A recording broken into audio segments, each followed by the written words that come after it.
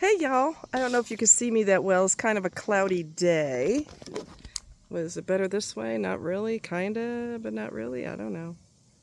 See the lake in the background? Isn't that gorgeous? So I don't know if I told you the follow-up of when I went to the ear doctor. But I've had growths in my ears as long as I can remember. And they started getting to the point where more were growing and they were itching me, and so I would hyper clean my ears, slightly OCD, hyper clean the hell out of my ears, and then they would itch.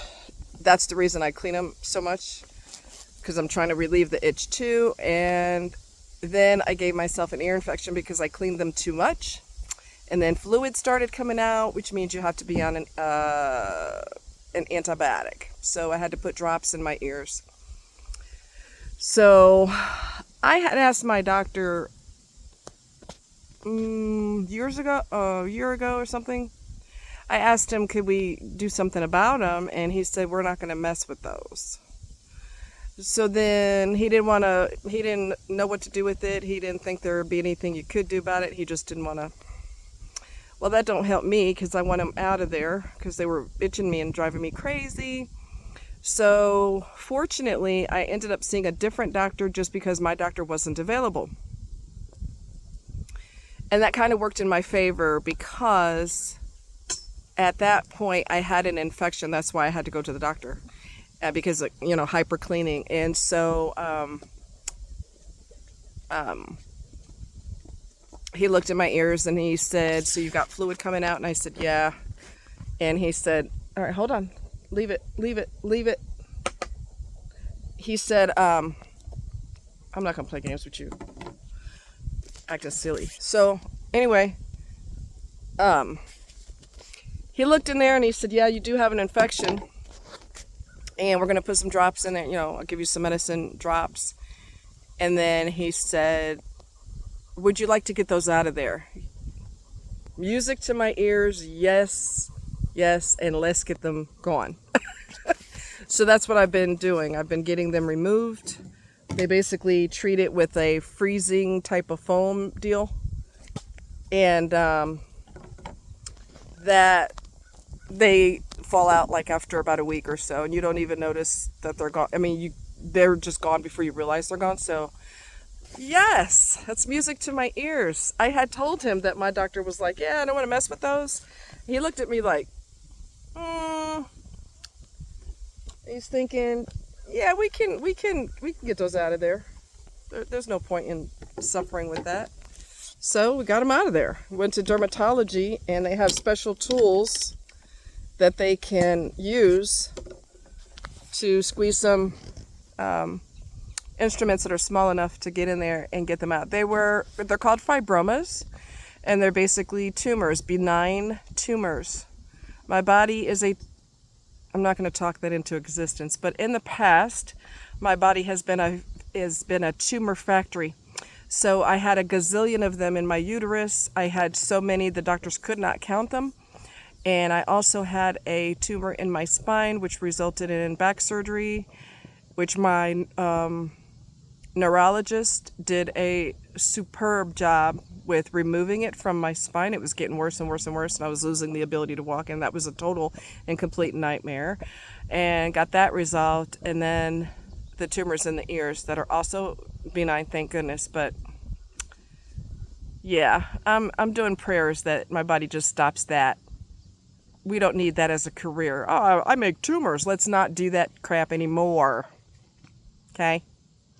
So, anyway, I hope you guys are doing well. I hope life is treating you well. I do want to mention this, and this is so crucial. So crucial. When you're dealing with a toxic person, because they're a control freak, and if you're a people pleaser or a codependent, which is what a people pleaser is, you lose your power. The longer you're with them, the more power you lose because you're trying so hard to maintain a peaceful balance, but they don't want that because they're sick.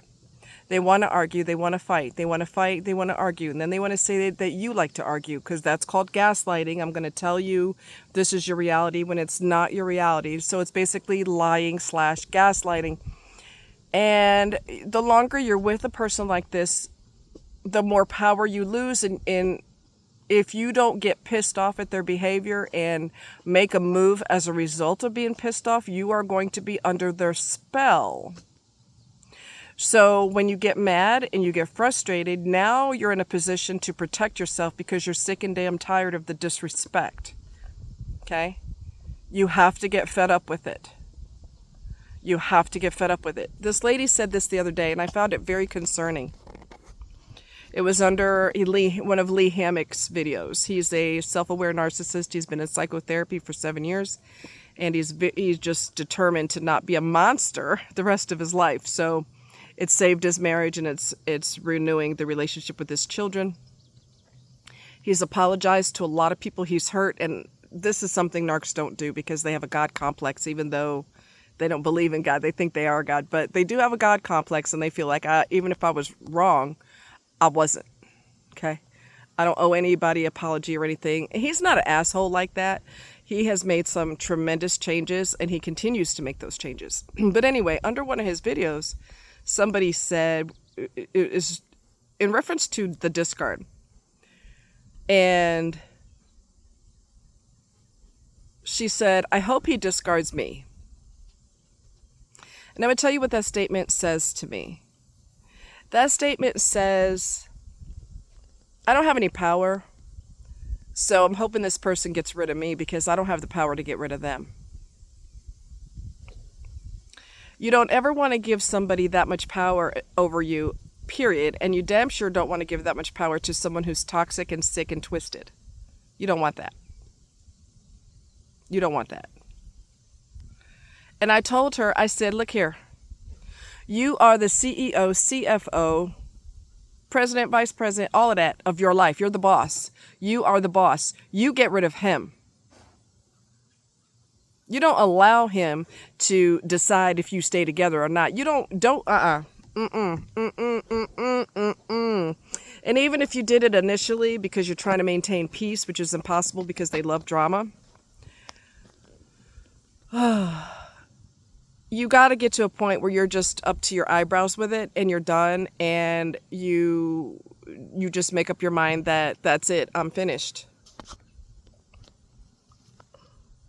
You got to make up your mind that you're done, and you discard this person. You don't have to wait, sit there and twiddle your thumbs and wait for them to decide what happens with your life. Are you serious right now? No, that's not what you do. That is not what you do. You are not a baby.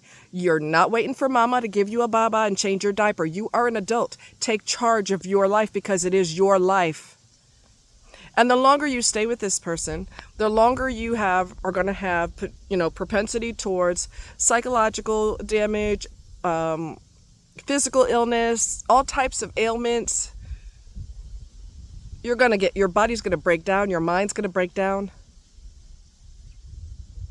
All because you want to sit and wait to see how much damage your body goes through because you can't get rid of this person? Why would you give them that much power? Again, you're giving them power to destroy you physically, psychologically.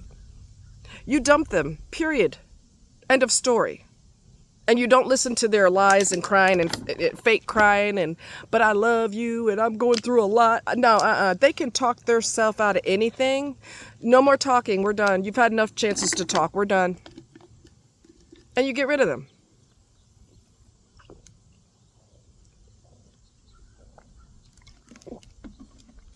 You get rid of them. Okay. You get rid of them. Since when does the demon have power over you and you got to wait to see what they decide? No, we ain't doing that. No, we're not doing that. Absolutely no. No, you don't give a devil that much power. Hold on. You don't give a devil that much power over you. This water bottle is deformed, so I don't want to stand upright. Gotta love that. Cheaper made, but more expensive. That's the American way. Anyway, so Bring it. Bring it. Yeah, you gotta put your foot down. You gotta stop this. You gotta put your freaking foot down. Stop this. Stop. Don't roll over and play dead and give them more power and more power and more power, and you end up in a psych ward.